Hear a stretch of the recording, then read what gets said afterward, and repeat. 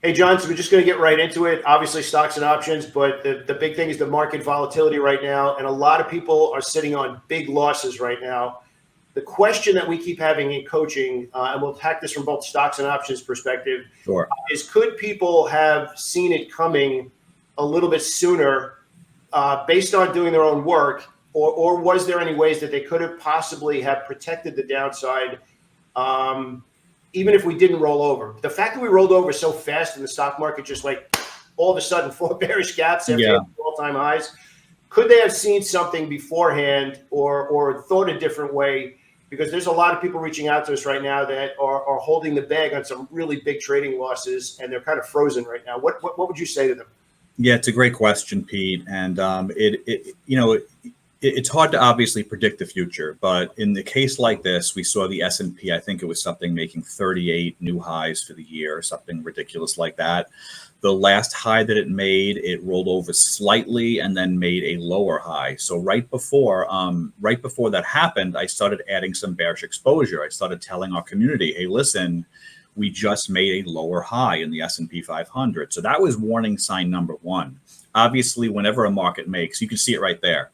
That little, see the all-time high, and then you see the little bit of a pullback, and then you have that other, it kind of tested that line, and then it went a little bit higher. We also had 2 bearish gaps in there too. I mean, that's telling right there. Yeah, so right there you have some serious. So by the time it broke that line, it was already kind of too late to really get short or try to hedge. So what I suggested was, in the options market, there's lots of different ways to tackle this.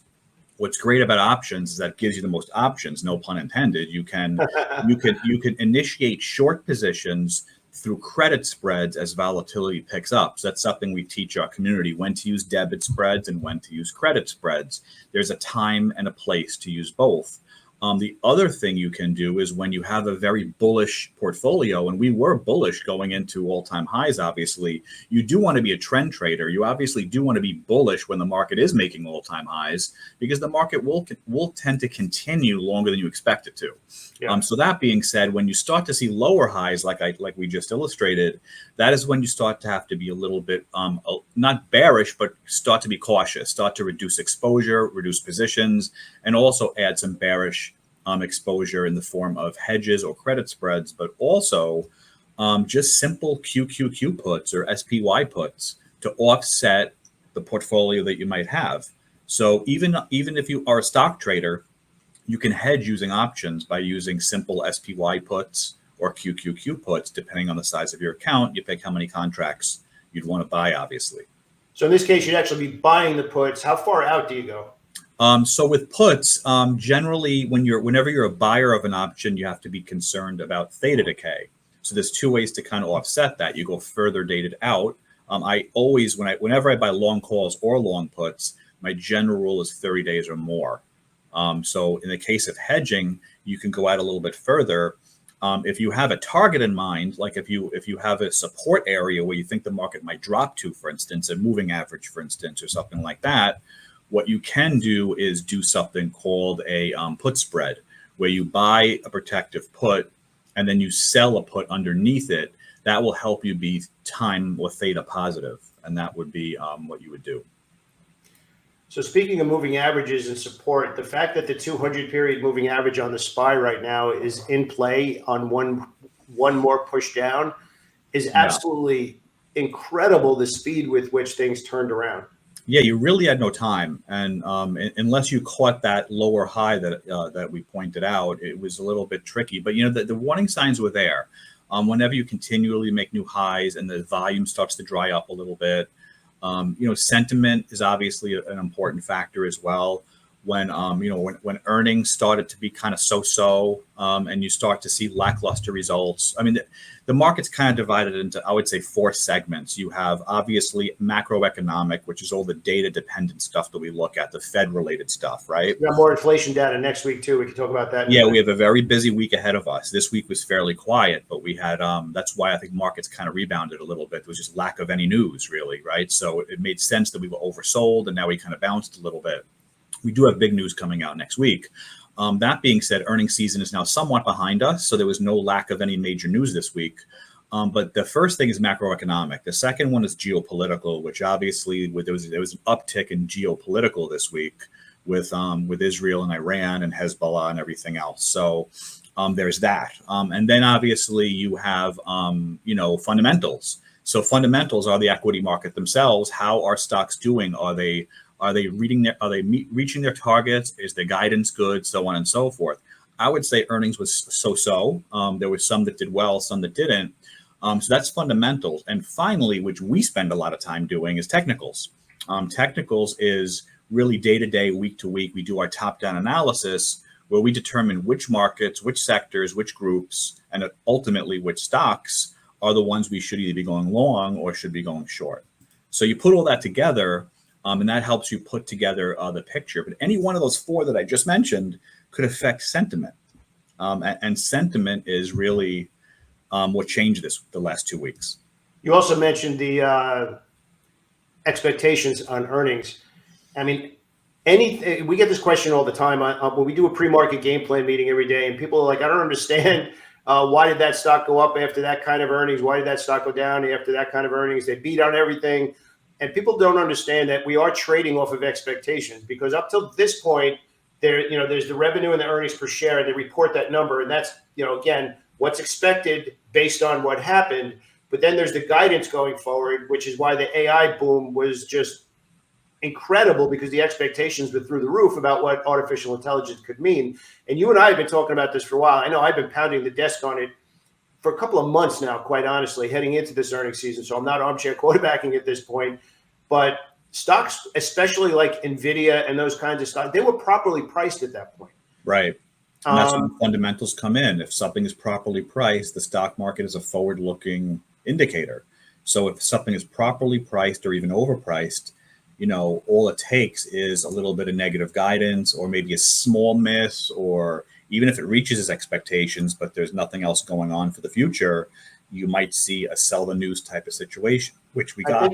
I think that's the part that's confusing a lot of people right now, is they met expectations, but even slightly beating expectations is still a disappointment, because the market gets excited about, wow, they blew the numbers away, and that's where those rocket moves happen. But now we got to the point where the move was so sharp and so fast to the upside. And I don't like to use reversion to the mean, because that's kind of like nebulous. It's like, well, how oversold is oversold, and that kind of thing. Right. But it was very, very clear that when they stopped announcing new amazing things about artificial intelligence, and now we shifted from the people building the building the chips, to people who are actually using it, and we started to shift over to Microsoft and all those companies. Now they're not exactly knocking it out of the park with, here's how AI is going to change your life. So now we have the Magnificent Seven pulling back. We have chip makers pulling back, although yesterday they had a good day. And now you get this kind of a visual for the last 4 weeks of the market. And the reason the market went up, just not there in the same capacity anymore. And people have to change the way they're viewing it. And I feel so bad for some people that are reaching out to us right now. And thankfully, they're coming into coaching. We'll kind of help them out a little bit, which I'll get to in a second. When your only game plan is everything's going up, I don't have to worry about anything, you're exposing yourself to the fact that you don't have a decision in place if it does change. And a lot of people got caught off with how fast it moved, and then compounded it by adding because of the trend that existed 4 months ago. Absolutely. And it's breaking my heart to see some people that are holding or compounding bad decisions right now. Yeah, some of the warning signs were there. We talked earlier about warning signs. I mean, for one thing, you had that shift, like you just mentioned, from like the AI names, the mainstays, to the more, pick and shovel type companies, right? In technology, there was that original rotation that happened a little while ago. Then you had another rotation before this last corrective action. You had a rotation out of tech completely, out of large cap tech, and then you saw sectors like small caps caught a bid. Then you saw industrials and other sectors catch a bid. So when you see that, that was encouraging in the beginning before this corrective action. It was encouraging that money was staying in the stock market. Yeah, we were getting excited that market breadth kind of shifted. We're like, okay, right. We're okay. It's going somewhere else. But unfortunately, it only lasted about a week or two. And then now we have money going into treasuries. You have money going into flight to quality. And you see gold staying up. You see treasuries being bought. You see defensives and utilities and stuff like that. So it's not encouraging. And I think that, unfortunately, this might be the type of market we need to short into. And that's one of the things I'm going to be looking to do. I want to see from a technical perspective. We talked about one of those 4 disciplines. What I want to see is if the S&P or the NASDAQ can hold this 100-day moving average. If it struggles, which it seems like it is, I'm going to be looking to add more short exposure, unfortunately. Not that I want to do it. I'm trying to take my emotions out of it, right? Like, I don't like when the market goes down. It never feels good. But as a trader, you have to pick the right direction. It's very important. So I want to touch on something again with full transparency. We're nobody's financial advisor, right? This is all for educational purposes and whatnot. But you had mentioned before that when things are going to the upside, the stock market is rallying, it can go much further than you ever expect. And that's why you need to have in place a system for managing profitable trades that keeps you in the trade, right? Absolutely. But the same thing happens on the other side of the market where it can go down much further than you expected, especially when we were this vicious to the upside. And because there's people that are not only holding positions that reversed, again, I could use SNCI as an example where, again, this is one of those stocks that, the percentage gains that the stock had was just amazing. And now it's actually accelerating to the downside where not too long ago it was a $1,200 stock. So I want to talk strategically, fully respecting there's some people in pain right now and having a hard time making a decision. Again, in the context of this is 2 friends talking, I'm not giving anybody advice. But when I had my trading firm and somebody got caught, and there's the mental baggage, there's the I know the stock, I can't get out of it. And quite frankly, I think one of the prevailing thought processes of people that are holding on to losing trades is they are afraid not of losing money because they're already in the losing trade. They're afraid that as soon as they get out of that position, it's going to reverse and do what they thought it was going to do. Right. And that's such a bad spot to be in because it can continue to go down much further than you expect. Yeah. So I'm sorry, John, go ahead. No, you make such a good point. It's so psychological. And that's one of the things a lot of new traders don't realize, just how psychological this business is.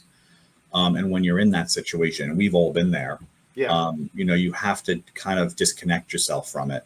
And position sizing helps when you don't have like a big investment in one thing. That helps because you're able to kind of disconnect and kind of get rid of it when you have to.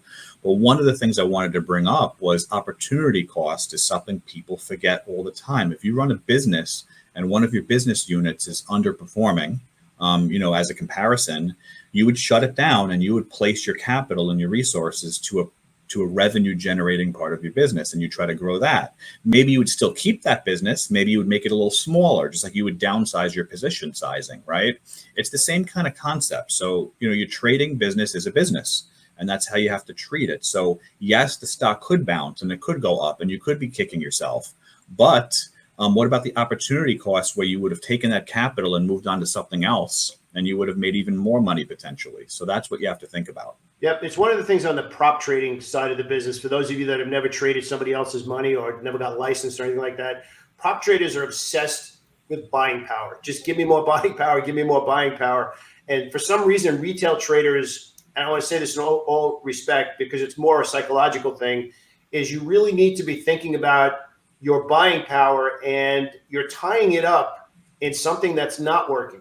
Right. So if we can kind of diffuse the negative energy about that first, just thinking about I could get that money back, not only reduce the stress of that losing position, but now I'm getting my money back to allocate someplace else.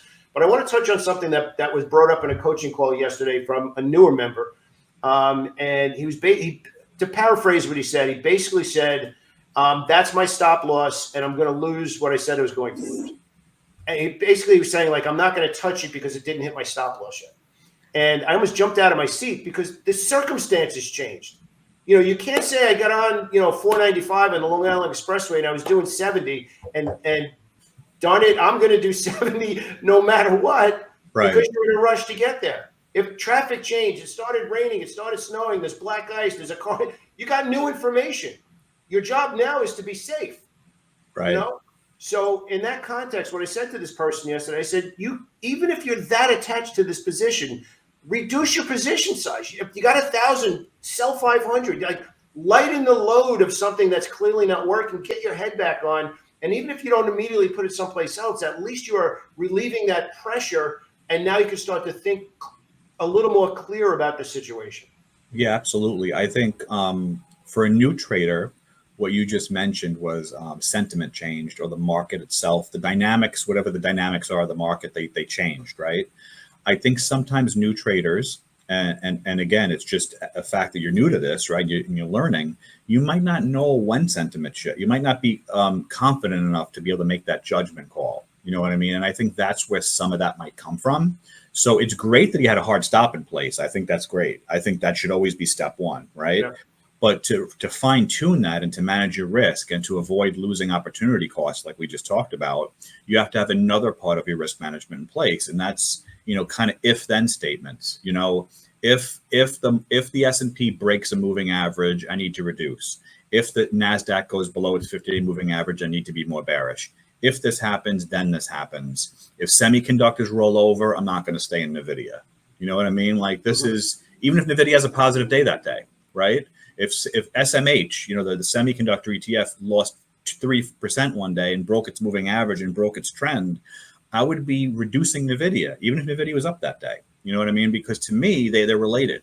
And that's kind of like how you have to look and how you have to train your brain to think. And that's how you avoid losing too much money, and how to manage risk effectively. I think what you just said is so critical for people to understand. And I want to also go a level deeper to that.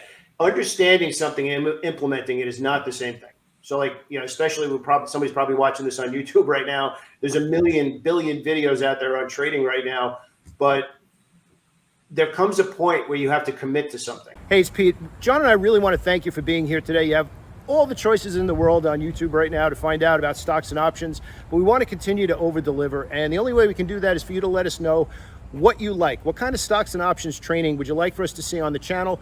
Best way for you to do that, give us a thumbs up. That tells us what we're doing is what you like. A little deeper, leave a comment. Let us know if you have any questions about what's on the video. If you want to take it even further and get personally coached by myself and John, click those links below in the description and see if coaching is right for you. Hope to see you soon. Thank you again. There comes a point where you have to say, that's how I'm looking at the market. So you just mentioned before, and this is kind of a big thing that we go through in coaching. I don't care if it's the 20-period moving average. I don't care if it's the 50. I don't care if it's the 200. I don't care if it's the weekly candle turns red or green. Like, whatever it happens to be, you have to make a commitment to say, that's how I'm identifying that this is still bullish or it's changing. And you have to pick something. It could be anything. It could be MACD divergence. It doesn't matter what it is, but you ultimately have to pick something, because if you never choose a metric, a reference point, a moving average crossover, and say, that's how I know my conviction changes, you're always going to be hoping the market does you a favor. And that's a really weak spot to be in. And I think that's also a reason why a lot of people got caught right now. Yeah, having rules in place is really important. What those rules are is entirely up to you. And that's where a little bit of the subjective part comes in and a little bit of experience comes in.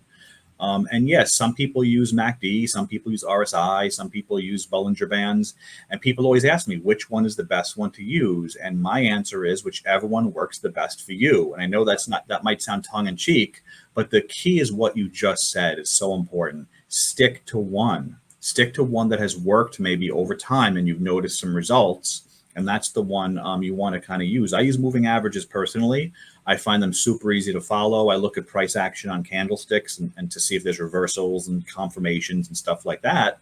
But for the most part, I keep things very simple. And to me, simple is better. If the S&P goes below the 50-day moving average, that means that I need to be more bearish than bullish, period. Does it mean that I don't do any bullish trades? No, but it means that I need to be more cautious in my bullish selection, and I need to have some bearish exposure as well. So that's one example where, you know, you kind of look at the overall picture and then go down to determine what type of strategy you're going to do. And also those changes, just so everybody has like full transparency and like really thinks, you're also adjusting your position size on those bullish and bearish ideas. Just because you found another bullish trade that you love, if the market is now in bearish territory, you can still take that trade, but trading it with the same risk and the same profit expectations is, frankly, you're not paying attention. Things changed. So you can lower your risk, still take the idea. You can have maybe a tighter profit target instead of saying I want 5-1, maybe be satisfied with 3-1, or maybe be a little more aggressive moving up your trailing stop when you hit 3-1 because the market's bearish and the odds of it rolling over right now are better than it rallying. So when you hit that risk reward number, maybe don't get out because we just said we don't want to guess where it's going to stop, but be a little more aggressive with how you're trailing that. Maybe scale out some and trail the balance, that kind of thing. You have to make adjustments when you have new information. Absolutely. And even from a profit taking perspective, let's say I see a really bullish opportunity that you just mentioned, but let's say I'm not too crazy about overall market sentiment. You know, I'm kind of neutral, or maybe I'm not too sure the market's going to keep making all-time highs. What I'll do is let's say I have a bullish idea in the semiconductor space. If I'm already trading two other semiconductor names and those two names are close to reaching my profit, guess what I'm going to do? I'm going to take some of those off. Even before it reaches my profit, because I might have a better idea now, and I don't want to have three of them on at once. I want to maybe reduce one of them or even eliminate one of them to make room for a new thing in my basket. You know what I mean? And that's kind of, because we don't live in a bubble. You have to realize that if you put all three of those on and the market was to roll over, all three of those would probably go down because the market has to do with most of the movement of a stock on any given day. On any given day, if there's no news on the stock I'm talking about, on any given normal run-of-the-mill day, the market really dictates what's going on. Yeah, I would say the very first thing that we always teach, and what I did when I had my firm, is learn to read the market first, because that's going to be the big underlying wave that of course, you could just read the stock, and of course, there's going to be days the stock will do whatever it's going to do. But why not double the amount of conviction you have by first understanding, is the market obvious, and then find stocks that are doing what the market is doing in sectors, and you work your way up from there. It just increases the likelihood of your profit target being hit versus your stop loss versus I'm just trading that stock because I saw an article or something. Yeah, that, using that analysis from markets down to sectors, down to industries, down to individual stocks, that gives you an edge. It helps you determine, it helps you pick the best of the best when you want to go long. And it also helps you pick the worst of the worst when you want to go short. And that's kind of what you want to do. And on the option side, it's really important once you get to that point to figure out what your strategy is. So how's volatility doing? You know what I mean? That's another gas pedal in your car that exists in the option market. So if volatility is high, what does that mean? Well, that means that my puts and calls are going to be expensive. So I need to figure out, okay, I need to either do some sort of two-leg strategy that allows me to be theta positive, like I mentioned earlier, or if volatility is really strong, which it was a couple of days ago, as you can see, I'm going to start looking to do more stuff on the credit side, adding that to my toolbox. So this way I have both debit and credit going on at the same time. It allows me to take advantage of any potential volatility crush, which you can see on your chart right there. Volatility spiked, and then, once kind of like everybody got used to a little bit of negative sentiment in the economy, volatility made its way back down, and that happens. So speaking of finding ideas on the bullish side, I just want to share with everybody, healthcare has been showing some really good relative strength, and it's been having a hard time getting through this 148 level. And with the market getting walloped in July, basically, and into the first week of this month, we're actually showing relative strength. So I personally have started to work my way over, looking at ideas in consumer discretionary right now and healthcare, which kind of makes sense with all the conversations now around, look, the inverted yield curve is 524 weeks in a row. Now recession is at least a more realistic conversation where the AI juggernaut is not behind it anymore. So you need to start thinking about, what does that mean? What kind of companies, no matter what, do we need to spend money with in healthcare and consumer discretionary, Band-Aids and, cigarettes and those kinds of things. And Yep. Philip Morris and Altria and those companies have had some pretty good trends recently. Yeah, I think consumer and healthcare are good places to park your money and look for bullish, or at least not bearish opportunities. But as far as everything else, yeah, I mean, we still might have some more leg down, unfortunately, because again, trends tend to continue longer than we want them to, or expect. So there could be more pain ahead. I think next week's going to be pretty crucial when it comes to economic data. CPI next week, I believe, right? yeah, from now until the next Fed meeting, we're going to be very data dependent. It's going to be, you'll probably see a lot more 1% days in either direction. Which is amazing for short-term trading, that's for sure. Absolutely, and for volatility trading as well. So it'll really help when volatility spikes. You can start adding those credit trades to really make, to make some decent returns while you're waiting for any clear-cut signal. Do you think there's any chance the Fed does something sooner than September? That has happened in the past, but there usually has to be an event. You know what I mean? So I would say if things just stay the way they are, I would probably say no. But I think that, if something goes on geopolitically, I'm thinking Middle East, something like that. If the stock market really got nasty, it might force their hand a little bit. So obviously we have the CPI data next week. What would the market not want to see? Oh boy, they don't want to see inflation in the wrong direction. That's for sure. I think, believe it or not, right now the bigger concern is the economy, like employment. You know what I mean? And manufacturing data. But the CPI, if it was to come in hot, that would be pretty nasty for the market, because that would just mean they have to hold course, and that would be really bad for stocks for sure. I know you had mentioned quite a bit. You were talking about all news is good news. It was being interpreted that way for a while, and that tone has changed dramatically, where it doesn't matter what's coming out now, including earnings that are beating expectations. Quite a few of them are being interpreted as this isn't good, this isn't better than expected, and we're seeing that. I'm getting a lot of people asking where would be the spot that I would feel a little bit more aggressive to bid, and I hope we don't get down there, but if we get down towards this 500 number, which is the 200 period moving average, yeah, gosh, I would be surprised if buyers don't start bidding it up. First of all, it's a whole number, 500. Yeah, nice round number, and then you throw the 200 period moving average is likely going to be right at that spot. That would be a spot where I'd be looking for accumulation, starting to look to see some heavier volume days down there. That could be the best bullish idea from a market perspective, but that would mean the market would have to puke it up down to that level for that to happen first. Yeah, and sometimes around moving averages, institutions can be a little cagey. What they'll do is they'll place their limits below it. They'll freak everybody out. It'll break the 200-day moving average for like a day, maybe even two. And you'll get like a nasty reversal day. And what I mean by nasty, a good reversal day where it kind of rips back up a couple. Yeah, after everybody throws up their hands because they tried to buy the actual number instead of actually waiting for it to stop. Yeah, so keep an eye on volume. If you see low volume at the 200-day moving average, that means retail traders are selling, right? They're panicking or they're freaking out. When you see heavy volume kick in and maybe like a reversal candle or a lower shadow, then you could, maybe it's like you said, the coast might be clear at that point.